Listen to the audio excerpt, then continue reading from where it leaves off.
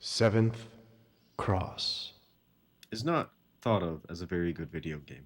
In fact, many have made the claim that it is actually a bad game, even if you're only comparing it to games that were released around the same time. However, I think the cover art is pretty cool, and it was really cheap at a time where some classic Dreamcast games have prices that look like this. Hello everyone, my name is Giant Space Crab Grab, and welcome to this review slash retrospective on 7th Cross Evolution.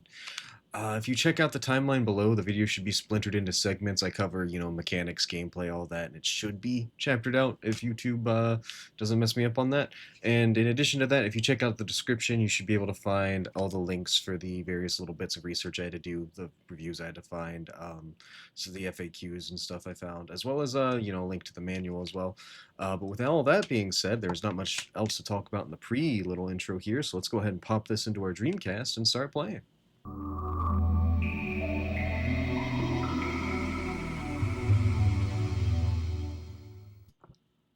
So after the iconic Dreamcast startup, we get a quick little montage of all the companies that helped make this game possible, and then we get into the game's actual intro, which starts us off in space, zooming in slowly on this mysterious red planet.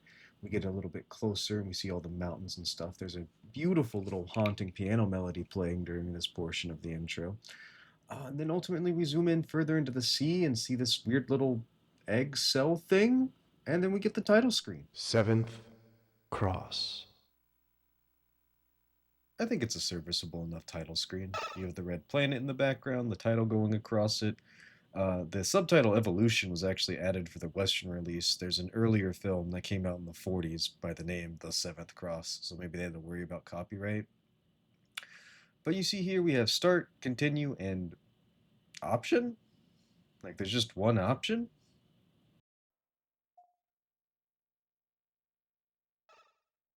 Well, hang on. When I click in here, there's two of them. We can set our sound and camera work in here. Also, for whatever reason, this menu lags the hell out of my game. I haven't seen anyone else complain about that, but it's important to note, I guess. Anyway, I'm sure that weirdness aside, we can jump right into the start of the game here.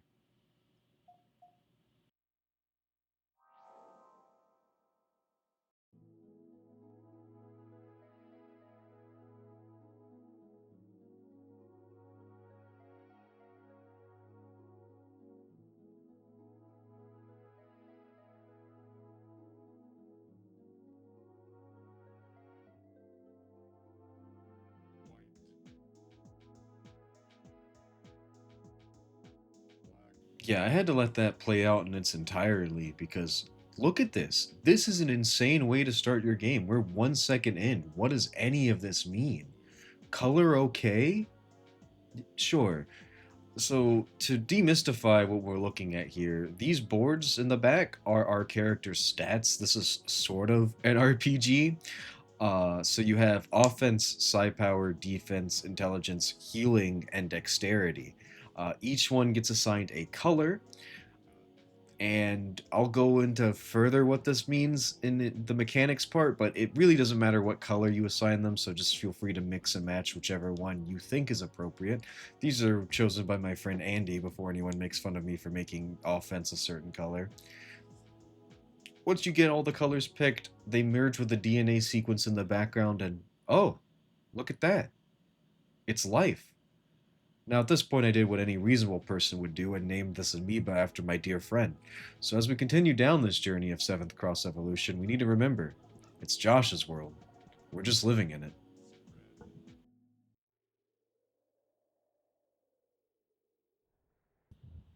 Yeah, it really does just start like that. So we can scoot Josh around with the D-pad. This game doesn't use the analog stick for movement, or for anything, actually, now that I think about it.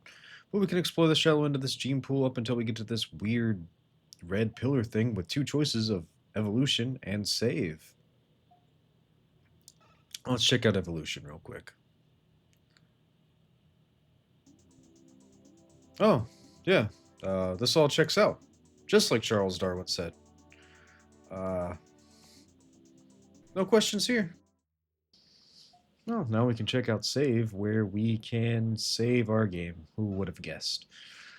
Actually, while we're here, I think I'm going to do a quick little double segue. So skip ahead if you only care about gameplay. So as I was making my save, I realized something. This game takes 173 blocks of memory. Now, that might not mean anything to people who've only grown up with like massive terabyte hard drives. Um, so if you don't know, the Dreamcast actually can't really save on itself. It saves on these memory cards that get inserted into the controller called a VMU, which are fascinating little things, but they're not the point of this video. So maybe down the line I'll do something on them. The real thing though is the VMUs only have 200 blocks of data as I'm showing off here, meaning that this game wants about 86% of your memory card dedicated to it per playthrough. So you can't even do two playthroughs on one memory card. Obviously, this isn't an issue if you're playing on, emulated software, but you guys saw the game case and the Dreamcast, like this is all real. So if you're playing this at home and you're trying to be authentic, just, make sure you have a spare memory card, I guess. While I was waiting for my game to save, I decided to look at the manual of the game, and it kind of dawned on me some thoughts that I couldn't really fit anywhere else in the video, so you're getting them here. I feel like a lot of the times when I watch people play older games like this, inevitably there'll come a situation where the game doesn't explain itself very well, and the person gets frustrated and is left clueless on what to do and is wandering around. Look earlier in the video when I got to the evolution menu. Uh, That being said, though, I feel like it's kind of forgotten about that these games were packaged with manuals that would oftentimes explain the weird or the obscure rules in them. I say that this manual doesn't do the best job of that, actually. There's a couple different problems here. But there's just enough for me to figure out a little bit about what's going on in the game. Also, want to give a little shout out to these digitization websites that upload high res scans of the manuals for these older games. It's ridiculous that these manuals sell for like 20, 30, or even $50 sometimes. So it's really cool to find websites like this where they have like archives of these manuals that some of these games are just genuinely impossible to play without. So super cool for them. They're down in the description if you want to see more. But now we're back to the game. So this section of the manual explains that we're currently in what is called the protist stage of the game. It's basically, if you've ever played sports similar to that, we are small, weak, and helpless, and we need to run around eating these things that look like sea peas, seaweed, and sea meat, I guess. And once we eat enough of that, we'll be able to evolve into our origin form. So let's swim around. Well, while I was swimming, I started hearing this marching, and this crab came over and killed me in one hit. Yeah, everything at this point in the game kills you in one hit. Eventually, I was able to swim around a little bit more and find some food up here. It evolved us into this sea slug quama forager looking thing. At this point, we still die instantly to any crab and are unable to fight on our own, so we're still left around prowling this tiny little lake. We actually can't go into the deep parts yet for any type of food that may or may not spawn, while avoiding any crab or beetle that could kill us. And with this little bit of algae, we finally evolve into whatever this is and die immediately to a crab. And once you die in this form, you return to being a little cell egg thing. I'm just gonna skip ahead to where I finally get enough food to evolve all the way. Wow, we look fantastic. Now that we're in the origin form, as the game likes to call it, we're strong enough to run around and kill things. Not the crabs or beetles, though, since they are capable of attacking us and therefore one-shotting us at this point. Just the starfishes, the sea slugs, bigger animals, and the little bits of food we found earlier. Each one of these we kill and eat gets us an evolution point, which we can spend on evolving.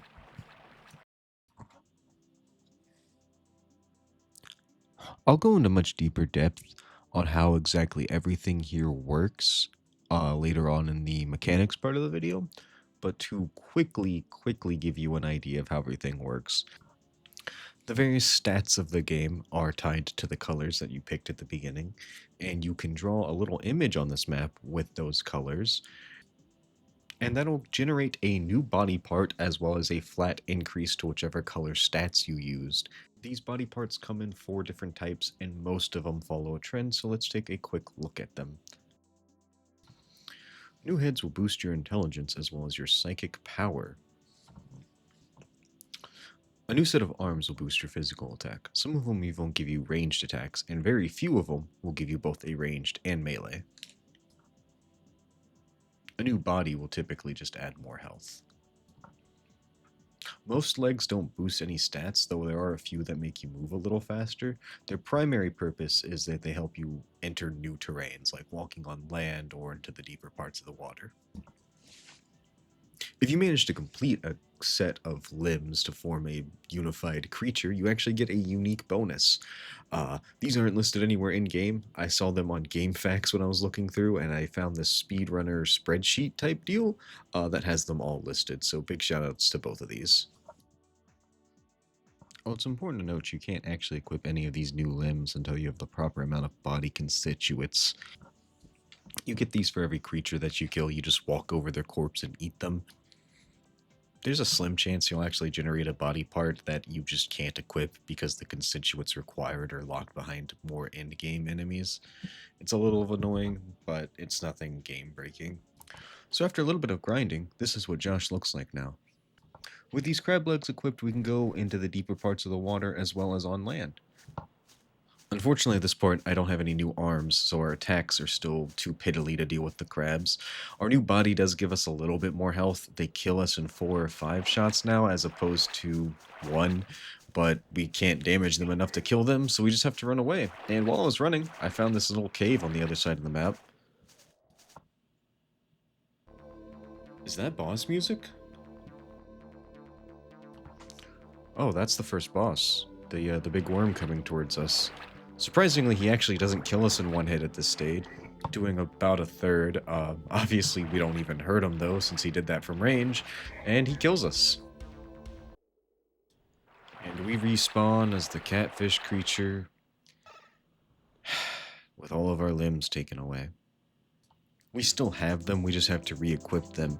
In addition, when you lose them, you pay the cost and constituents again, so dying isn't that much of a setback if you have the materials, but if you have the materials, you've probably grinded so much that you don't die in the first place.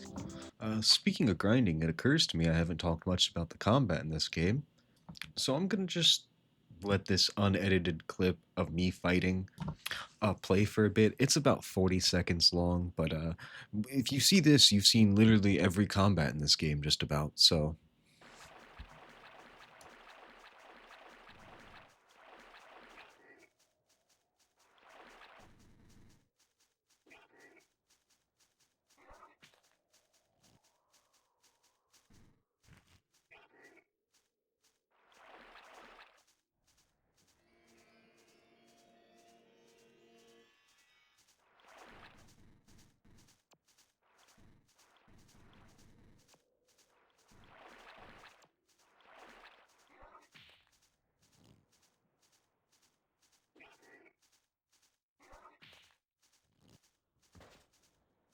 Yeah, that was it. That's every combat in this game.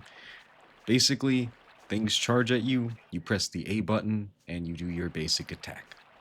You repeat that until one of you is dead. And it's hard to get across without actually like showing you the controller while playing, but even that kind of feels wrong.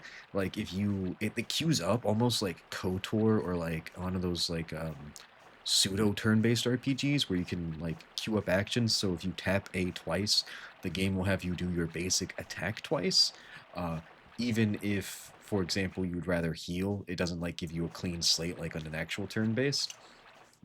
And there's no way to really cancel commands. The B button kind of works sometimes, or you can mash the Psi Power button, and I'm about to delve into Psi Powers. And there's no real strategy either. Most of the enemies are as fast, if not faster than you, so you can't kite them, because if they survive the first time that you hit them, they're guaranteed to get a hit with you on how this game queues up attacks, it feels like. So it's combat. It looks bad, feels bad, is bad, and it is also 90% of the game. There is a little bit of variation to attacks. There's the X powers, which is this game's magic system, basically. Most of them are elemental burst. There's a few healing ones. There might be a Pokemon type chart deal in here, but there's nothing in the game to indicate or the manual. Though apparently, according to the game's strategy guide, that there is. No idea how we're supposed to know that without that. And without damage numbers in game, there's no way I can really confirm that. At this point in the game, though, they do a little more damage than your regular attacks, though I find focusing on just buffing my attack to be more effective. I'll delve into them further and give you a complete list once we go into the mechanics breakdown. Oh, and I guess little bit fun note, you can actually hotkey 1 to Y, so you can probably just put your healing spell to that so that you can, stay alive when the things do damage you. Well, with that all established, we just grind until we're strong enough to beat the boss. That's it, by the way. That's the entire gameplay loop. Kill the little creatures until you're strong enough to kill them in one hit. After that, try and fight the boss. If you win, go to the next area, kill the little creatures, fight that boss. If you lose, you just fight the little creatures, evolve until you're finally strong enough to fight the boss. No real strategy, just get your number bigger than the boss's number. This is what all those Roblox Tycoon games have been training me for. I'm just gonna skip ahead to where I'm strong enough to fight the boss in this area. So this is what Josh looks like now. Sea worm head, insect arms, fish body, and crab legs. Stats strong enough to fight the first boss, so let's get into this cave. So the audio for this part got a little corrupted, so I just added in the evolution music, but like I said, the boss is the same as any other enemy. You walk up close and hit him until he's dead, heal every so often when he hits heal. Just keep hitting him until he falls over like that. Once he does, you get this little cutscene, I'll generously call it, where one of those pillars turns blue, and you can eat him for some constituents and some evolution points. After the boss fight, I spend some time healing myself. I forgot to mention one of the more annoying parts about this game. You do actually recover health and energy, mana, whatever you want to call it, naturally over time, but doing so costs the constituents the same ones that you would use to evolve your body parts. So if you want to evolve to your nicer new body parts that you make, it can be hard to do so when you're always taking damage from the little guys chipping away at you. Not too big of a problem, but it can be a little annoying, and in a game that's filled with little annoying things, it doesn't help its case.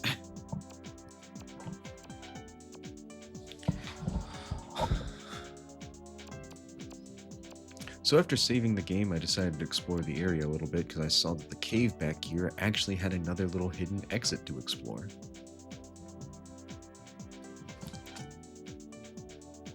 So this room has this huge hill, which leads up to nothing. I'm going to break the fourth wall for a minute. I beat the game prior to recording any footage. There's supposed to be a secret boss in here. No idea why she didn't spawn. I did everything the same my first playthrough and she was here.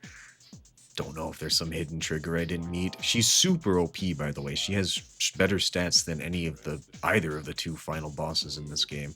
So no idea. When you kill her, you get a ton of XP and body constituents, but by the time you're strong enough to kill her, you don't need any of it because you're stronger than the final boss. And yes, this is right across from the first boss room. So that weirdness aside, we come back to the boss room, go back to the blue, whatever it is, and see that there's an option for teleport now. Doing so takes us to the next level.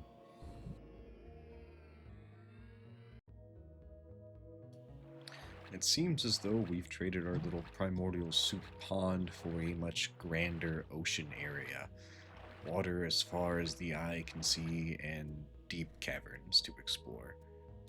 But like I mentioned, the game is mostly the same. Down here you do fight new enemies. You fight sharks, big fish, needle squids, seahorses, and whatever this orange thing I end up chasing here in a moment is. But they all either run away or fight you exactly like the crab, charging at you. Some of them do have ranged attacks, and some of them do have, I guess, their own versions of Psi Powers where they hit you with lightning energy, but as far as I can tell, there's no elemental resistances on any of the bodies, so it doesn't really matter. I thought about just speeding up this area's footage 100 times, but I kind of like the soothing music. The music is one thing I think this game does pretty well. Sound effects are awful. That is entirely biased to how loud the splish splashing is in the first area. The rest of them are pretty okay, but they're very, very repetitive. You hear the same attacking noises for your limbs throughout the whole thing, and then the same attacking noises from the enemies. That being said, I'm just gonna grind up a little bit and then cut to where Josh is strong enough to fight the boss. You may have noticed Josh has a new body part. While I was grinding, I unlocked the level 30 body part known as Man. Level 30 is the level cap for the limbs that you can generate, so Man is the highest we can go apparently in the game. Good to note. Let's hope that end game gear, I guess we can call it, is good enough to carry us against the second boss. As we enter the cave, we're immediately attacked by a seahorse, and he's not alone. He's brought his entire shoal with him. Apparently, that's what a group of them are called.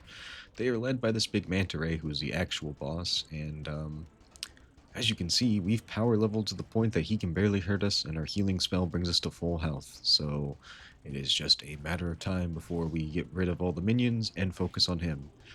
He never really stood a chance. I'd also like to point out again that I don't control the camera at all during any of this. This is randomly assigned during attacking. You can kind of change it in the options, but again, that menu lags my game, and I don't think you can turn it off. I think it just stays at this angle where you follow your character from behind, and you can't change the camera while you're moving out in the overworld.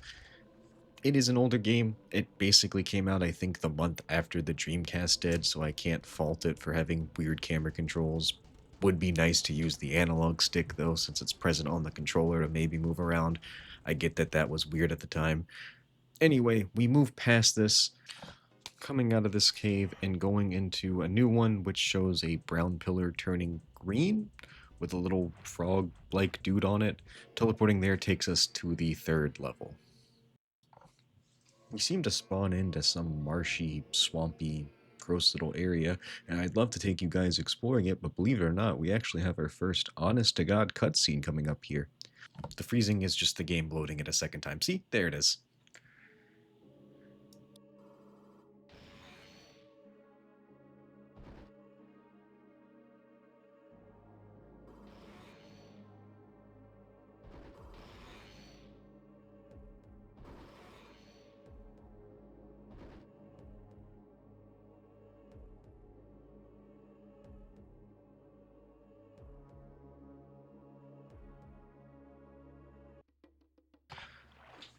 Yeah, the game really does just expect you to hop right back on the grind after seeing an angel kill turtles for an unknown reason. This land area is the same as the water areas before. There's new enemies, but they all fight about the same. A couple of them do run away if they're at low health, but I don't think they recover, and you can just walk over and kill them because they don't actually flee. So now that gameplay loop is firmly established, it doesn't change at all. I'm going to deep dive into the mechanics, and after that, the plot. Alright, so quickly break down what each stat does. Offense increases attack power for your regular attacks. It is the best stat in the game because it is the #1 way you're going to be attacking things. Psi Power, which is known as E-Attack in the game and everywhere else except for the starting screen, controls the power of your X powers, your psychic abilities. You do a little more damage with them. It's very similar to attack, but it has a separate bar to manage, so why would you do it when you could just pump your attack power instead? Defense is the only other real stat in this game. The higher it is, the less damage you take. Eventually you'll pump enough points into it where the regular enemies can't hurt you, and if you keep pumping points into it, the bosses won't be able to hurt you, and at that point it's just mashing the A button until the other thing is dead. Intelligence is also kind of important because it unlocks new X powers for you, and while even if you don't use any of the offensive ones, you will appreciate healing. You unlock every power somewhere around 300 intelligence, so there's no need to buff it past that. And like I mentioned before, if you have a head, it'll give you more intelligence, so you don't even really need to pump it that much. According to the manual, it also serves as your defensive stat against ranged attacks, but I never found it to be that helpful. Healing is how fast you heal, both your health and your EP. It's okay to buff it, but realistically you're going to be healing off of your spells, and you'll have enough mana, EP, whatever you want to call it, that you won't end up worrying about it. Dexterity is the worst stat in the game. I hate it. Allegedly, once you put enough points into it, it gives your attacks a small buffs. I can't really prove that. What I can prove is that its primary purpose sucks. So basically, the higher dexterity is, the more body constituents you pick off of people. Not XP, just the constituents. However, you have to put about 100 points into dexterity for it to go up by about I want to say a tenth. So if you kill something that gives you 8 protein, for example, you need to have 100 dexterity to get 9 protein, when in reality, you could just kill 10 creatures and bump a more useful stat rather than the farming stat. So if you're playing at home, I recommend focusing on attack and defense, intelligence to get the spells you want. You might be able to do some sort of crazy psychic power build, but if you're thinking about builds, you're using way more brain power than this game requires, I promise you. Now that we understand the stats, let's see if we can't make sense of the evolution screen. I brought it up earlier, but whatever color you pick determines which stat grows. So if you made attack red at the beginning and you make a red picture, your attack will. What determines how much the stat grows is how advanced the limb you make is. It's roughly, I think, somewhere around divided by 2. So if you make a level 30 limb, you get plus 15 to that stat, a level 20 limb plus 10, so on and so forth. Now, if you're wondering if there's some sort of RNG manipulation / speedrun guaranteed pattern that guarantees you limbs, kinda. So according to the manual, the DNA sheet is controlled by something called an SOM. It's referred to as an artificial life. SOM stands for self-organizing map, which you can read the Wikipedia article. I won't lie, this stuff is well over my head. But apparently, it has drawn a pattern before the game starts or during the game, and it compares what you drew to what it has drawn, and it goes, oh, this is the pattern I have for a level 29 arm, you're close, and it matches, and then gives you a level 29 arm, rinse and repeat. They change eventually. In case you're wondering, I've found, and apparently this is also what speedrunners do, if you just put a single dot on the map, you're likely to generate high level limbs. I don't understand the science behind it, but I have found that it works. Can't guarantee you anything, which is annoying because you need certain level limbs to get the secret ending of the game, but we'll worry about that when we're covering the plot. But before we go over the plot, I want to cover the psychic powers. Okay, so fire, water, wind, and lightning are all simple elemental blast. The ones that have bigger numbers do more damage and can hit multiple enemies. Poison and toxin are very, very special. As you can see here, they don't affect the enemies, they affect you, giving yourself the poison or toxic conditions. If you're wondering, you don't actually lose health while you're poisoned or toxined. Rather, it just prevents you from gaining your health back. Toxin prevents you from regaining your health or magic. I suppose they exist so that you can use them and prevent yourself from using up body constituents, but realistically, I can't imagine you would ever be in a situation where you're that down bad for them. Death Curse, and its more powerful variant, Death Curses, is an elemental blast attack similar to fire and lightning, but it's evil death energy instead of an element, I guess.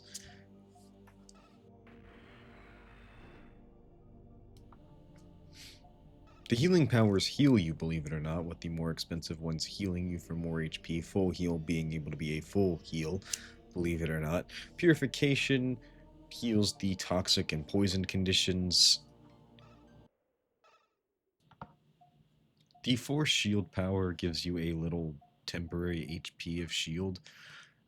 It's kind of helpful, but it doesn't actually, like, it doesn't eat up the shield first when an enemy attacks you. It still takes away a bit of your health. And if you cast it before combat, as you can see, it drains rapidly. If you're in combat, in a boss room, it drains at a much slower rate. I'm not sure exactly how the game tells.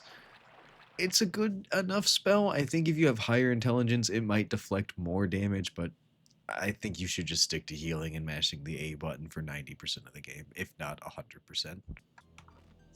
So our final power is called Suicidal Explosion, and it does exactly what it says on the 10. It creates a large explosion that kills the player character. I can't imagine why you would ever use this. You don't get to collect any of the resources, and there's no enemy in the game tough enough to warrant killing yourself over. No clue why this is in the game. So that's everything covered. I guess I can finally talk about the plot now that we're 30 minutes in. If you care about spoilers, I have no idea what you're still doing here, but you can skip ahead for final thoughts on the game. All right, so this game has three different endings. I'm going to cover everything up till the point that they diverge. The game also basically has no story until this massive exposition dump that happens in like the last 10 minutes. So so every new area we get to, we get a repeat of the Angel cutscene, but she's killing new enemies in a new area. If you pay attention, the enemies aren't actually in the area that you're fighting. They don't spawn until the next area. So this rocky Badlands area in the background has the turtles from the cutscene that we saw previously. The ostriches in this cutscene show up in the next area, so on and so forth. There's six areas in the whole game, and after you kill the boss for the sixth area, you reach the diverging point. So these two gorillas are the boss for Area 6, and after defeating them, there is no more pillars to unlock, no more places to teleport, so you're left to wander around for a bit. You'll return to the starting zone of this area. There's no real terminology, so I'm not sure what to call it, but basically where you spawn in, where the save point is. Once you return there after defeating these bosses, you can return back to this desert area and go to the cave that used to lead to the gorillas. And instead, it now leads to another plains like area with its own actual, honest to God, full motion video pre rendered cutscene. Kinda.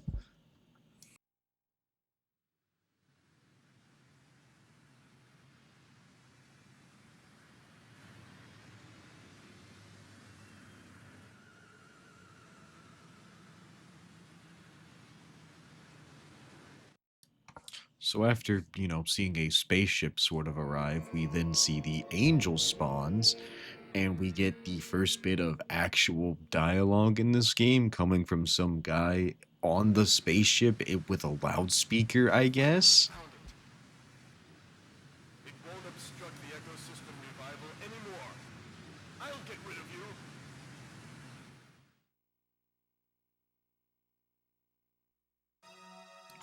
It really does just hang on that frame for that long, and then cut to this. I had to pause here because I was laughing so hard. But this is an important part. This is the divergent part. If you enter this area like this, you are locked into what is called the creature ending. There's two different types of creature endings, so you're not that locked. But if you enter this area with all your human parts on, they have to be actually equipped. You can't just have them. You will have the potential chance to get the human ending. You have to defeat the angel.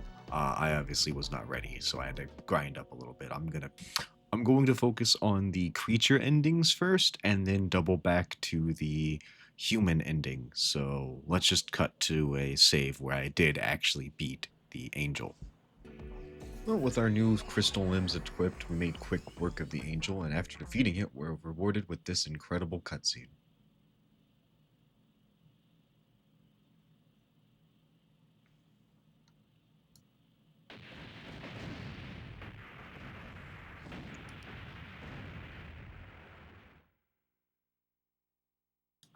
Simply incredible. After that, the man in the spaceship starts to freak out, talking about how there may be no place for him to return, and then we get an equally incredible cutscene. Species of this planet has even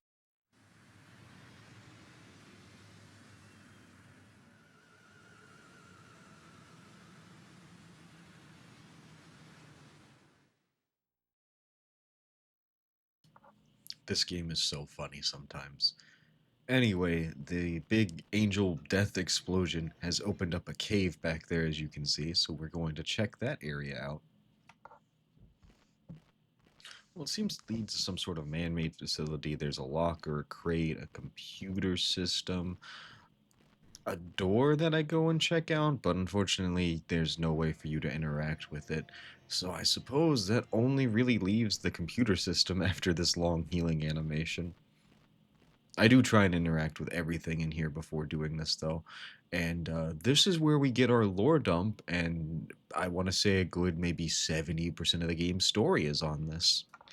So as you can see on the computer, there is a timeline that mirrors Earth history. But as we scroll a little further, you'll see some timeline splits, I guess we can call them. Thank goodness that this game reminded us at the beginning that it is a work of fiction, because as you can see here, in 2006, World War III started. You can click on these reports to get more details, but they are quite long, so I'm just going to quickly summarize them. In 2006, World War III started. Basically, there was this virus that was going around, and everybody blamed everybody else, believing it to be some sort of bioweapon. So everybody nuked everybody. It was revealed that this virus actually was from a large ice shell in the Arctic that had been thawed out due to global warming. But by then it was too late. So many people were getting sick. There was so much just nuclear devastation that billions of people were dead. In fact, the red mist that is around the planet during the intro is actually the disease. Apparently, it just sits above us in the atmosphere as a fog cloud. Now, some people do manage to survive by hiding out in nuclear fallout shelters. Ultimately, about 600,000 people get into the shelters. The disease still spreads within them. And according to the game, the entire population of Earth by 2030 has been dwindled down to 35,847. This number continues to dwindle, though, as these shelters aren't, completely unfallible. Radiation continues to leak. Eventually, we have 22,517 people by the year 2040. This is where they start debating just survival for the human race projects, and two ideas come up. The first is what wins the vote ultimately, called the Human Race Revival Policy. Basically, the idea is to get people into cryosleep, fly up into space, hang out there for 500 years or so while the nuclear radiation dies out, and then return to Earth. While they are up there, they are going to have an AI known as the Neo-Bionoid, the angel that we've been fighting, scour the Earth and kill any creatures with dangerous mutations or just huge amounts of radiation that would make the planet unnatural. But other than that, they want to be as little as involved in Earth's natural healing process. The other project, which did not win the vote, was called the Seventh Cross Project. Its members decided in secret to just as everybody else went into cryosleep, just avoid that and then come over here to the secret research lab and get to work. They would create these creatures called proto-humans who were able to adapt into their environments of all sorts of types and gather DNA from the various, mutated animals and monsters that prowl around the nuclear Earth.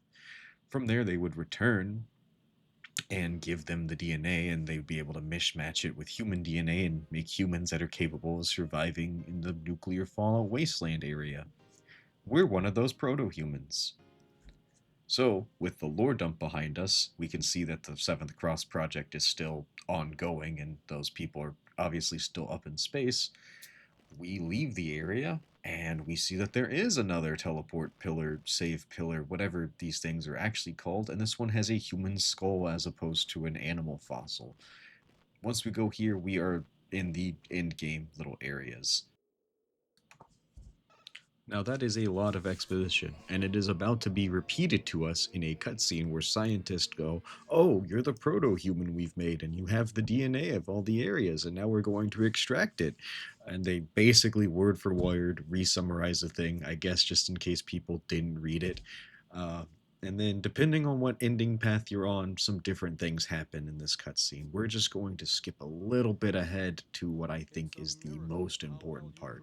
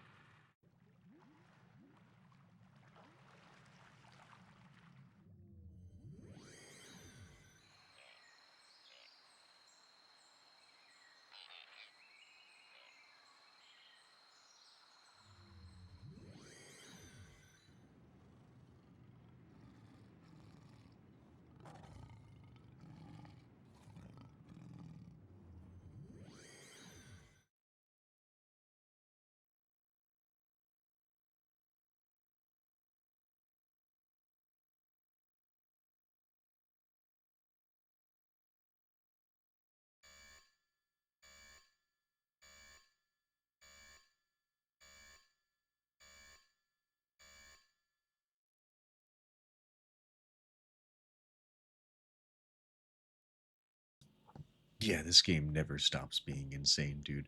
So we now get this cutscene of the scientists understandably freaking out, trying to understand what causes those natural disasters, as well as what these animals are doing at the gate. Some of them have actually barged in, as we saw in the previous cutscene, though these scientists are under the impression that they are safe inside. One of them points out that this is eerily similar to the initial thawing of 2006, which doesn't match up with what we learned in the lore, but maybe. One of them thinks that this leads to him proposing that the idea is that the Earth is, well, sentient and alive and conscious and is trying to deter humanity here. Regardless, none of that matters because these animals are here and they start killing all the humans, which is what leads the scientist to returning to free us from our imprisonment, basically begging us to go and save the children of this little lab station because, well, we're the only ones capable of fighting these animals. And almost as to emphasize his point, a tiger comes in here and kills the poor man. The enemies in this area do feel a little stronger than their counterparts on regular Earth, but none of them are boss level at all. They're still two shots, maybe. Um, so one tiger fight later, and we're free to explore the lab. I went everywhere in here. There is nothing of interest except for the place that is progress. So we are just going to skip straight to the room that has the children. So yeah, there they are, barricaded up, hiding behind, frightened of our crystal lady, I imagined, and even more frightening, there's three lightning goat things. And since we're here to save the children, we have to make quick work of these goats. Oh, that was pretty easy. And as we start to walk away, I guess to go save more children, we communicate with the actual spirit of the earth, who asks us why we're fighting, why we're trying to save the humans, and why we want to do any of this. After this, more animals come into the room, and you're actually given the choice to just walk away. I'll show that ending in a minute, but first, this is what happens if you stay and defend the human children. So after you kill all the animals, the spirit of the earth talks to you again. It says, I believe that your feeling in your heart will reach them. which is insane dialogue. Our character then dies, and the children come over to just stare at our corpse for some reason. And then, believe it or not, after this, it's roll credits with an after credits scene, of course. And I don't think anybody's prepared for what this after credits scene looks like. So halfway through the credits, the it cuts to dark, and then, well, we get this scene where we can see that Josh has been immortalized, almost like the skeleton of a saint, in some sort of church that's being held up by the Seventh Cross people. No idea what they preach or doctrine or anything like that. This is unbelievable, but we at least know that the kids and the scientist somehow survived and reached, I guess, medieval technology. Medium happy ending. Well, now I guess we can go back and see what happens if we just listen to the earth and not save the kids. Since this is the evil ending, I decided to create a more monstrous Josh, just mismatching all kinds of horrific body parts. He's like half demon, half car, half. I don't even remember what the head is called. I think it's called Shell Kite or something. He's horrible looking. He's really fast, but he um, makes this awful car noise. So if you leave the fight and just leave, it goes into first person mode and you go around the little arena or the lab, excuse me, and you systematically check each and every room the way like a serial killer would, and you kill the remaining scientist. There is no after credit scene. I can't believe this ending is in the game. It's so disturbing. Like, look at this. I'm just gonna let the footage play. I was just gonna be quiet, but just it's harrowing.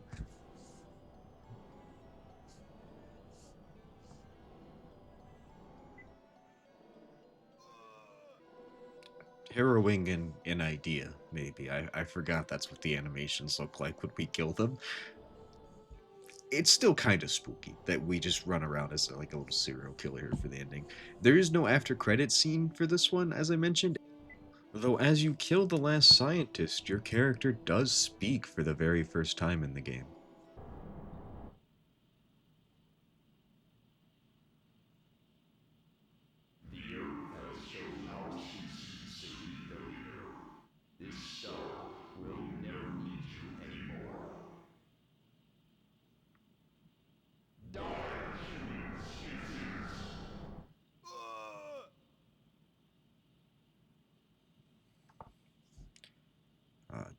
Chilling stuff. I suppose now we can focus on the human ending of the game. If you have all your man parts equipped, and you enter the angel fight, there's a cave woman there.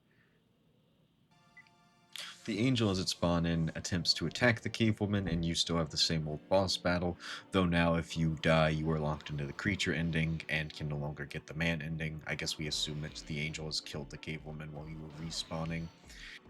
It would appear the cave woman is some sort of third-party survivor that has just survived on the nuclear radiated wasteland that is the Earth with all these giant creatures. She doesn't really talk or explain much to herself because, believe it or not, after defeating the angel, you have to go into the lab, just like you do for the creature endings. There is a slight change now. The Earth's explosion is closer to the lab, which kills everybody in there. I guess the kids die in that ending. That's a downer. But your character dies and therefore respawns. I don't know why you don't respawn when the Earth's consciousness kills you, but don't worry about it. Oh yeah, by the way, you know, you're a catfish man after you die again, which means you have to re-equip all your man parts, which are 200 body constituents each. So have a ton before you go and fight that lady. Have a ton before you go and fight that lady. I'm gonna grind back to being human because it's also necessary for the ending of the game. After I reassembled Josh the human Ken doll, I made my way to the final area of the game. Here you can find the cave woman, and she will run away from you if you are not human, and I mean when you look like this, can you really blame her? But if you are a human, she runs over and starts to follow you, almost like a party member. Use that term loosely because she doesn't do anything as terms of fighting. Though if you do manage to kill some animals, she will skin them, I guess, is what she's doing. She doesn't seem to have tools of any sort. I don't like thinking about it. Regardless, if you kill a couple animals with her in the party, she will give you clothing. And once she does, you have become a full-fledged human. No more psychic powers for you. No more evolution or limb trading. There is tool use, which is very much not explored in this game because you just sort of find the tools lying around and they just increase your natural attack, and you have a natural attack of 999 by the time of this point in the game. You can throw rocks though, which is neat because I don't think the human arms could before. The monkey arms can, oddly enough. And if you progress to the area once again where the gorillas used to be, you will actually find the final boss of the game. A giant woolly mammoth. I would love to tell you that this is a rewarding final clash, that the tools add some level of strategy, but no, you just spam the attack button, it spams its attack button. It can't hurt you because you have a gazillion defense, and you can't help but hurt it because you have a gazillion attack. Soon enough, it dies, and we are treated to the final cutscene of the game. Over an open campfire, two, I guess, mammoth drumsticks are roasting while your cave waifu snuggles up next to you. You could hardly ask for more as a proto-human that has turned into a human. As the credits roll behind you. Good lord, this game's insane. And believe it or not, it's not over. There is an after credits scene for the human ending that I know we've had all sorts of insanity. The consciousness of the earth attacked us. It talked to us. We became a serial killer and killed everything. It's revealed that we're here because of a world war that happened in 2006. And believe it or not, I still think that this ending is maybe not as it's as insane as those. I'll say it's on level, but how it's presented, this final page of the story, and how it's chosen to be shown just blew my mind. I'm just gonna let it play and be quiet.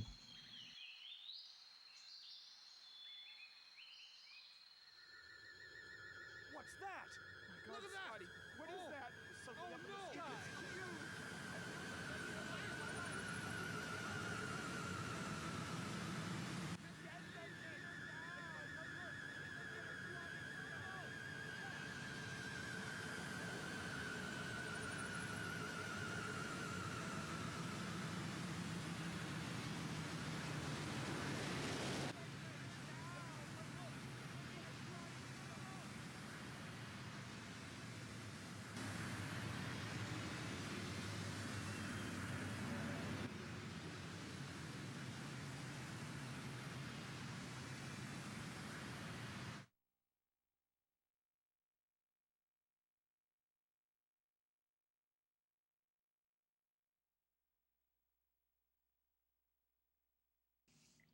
Right? That's absurd.